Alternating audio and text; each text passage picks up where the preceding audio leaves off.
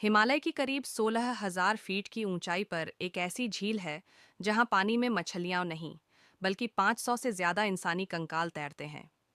जब वैज्ञानिकों ने इन खोपड़ियों की जांच की तो वे हैरान रह गए। इन लोगों की मौत किसी हथियार से नहीं बल्कि आसमान से गिरी किसी भारी गोल चीज से हुई थी। आखिर क्या है इन कंकालों का रहस्य? इसका जवाब छिपा है उत्तराखंड की कुलदेवी माता नंदा की एक प्राचीन परंपरा में। माता नंदा भगवान शिव की पत्नी पार्वती का ही रूप मानी जाती हैं। उत्तराखंड में हर 12 साल में निकलती है एक विशेष यात्रा, नंदा देवी राजजात यात्रा। यह विदाई की यात्रा होती है जिसमें माता अपने मायके उत्तराखंड से विदा होकर कैलाश पर्वत में विराजमान भगवान शिव के पास जाती हैं। यह यात्रा चमोली के नोटी गांव से शुरू होती है और इसका अंतिम पड़ाव होता है होमकुंड, जहां से माता अकेली कैलाश की ओर प्रस्थान करती हैं।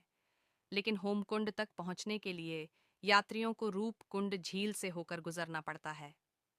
कहा जाता है कि सदियों पहले कन्नौज के राजा जसधवल ने इस पवित्र यात्रा में शामिल होने का निर्णय लिया, लेकिन वे भक्ति भाव से नहीं बल्कि अहंकार और दिखावे के साथ निकले। नियम तोड़ते हुए वे अपने साथ गर्भवती रानी, नर्तकियां और ढोल नगाड़ों का शोर लेकर पहाड़ चढ़ने लगे। माता नंदा अपने विदाई के क्षण में यह अपमान सह न सकीं। जैसे ही राजा का काफिला रूपकुंड झील के पास पहुंचा, आसमान काला पड़ गया।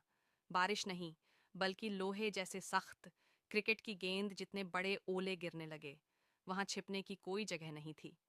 वे भारी ओले सीधे राजा, रानी और उनके सैकड़ों साथियों के सिर पर बरसते रहे। कुछ ही पलों में 500 से ज्यादा लोग वहीं बर्फ में दफन हो गए।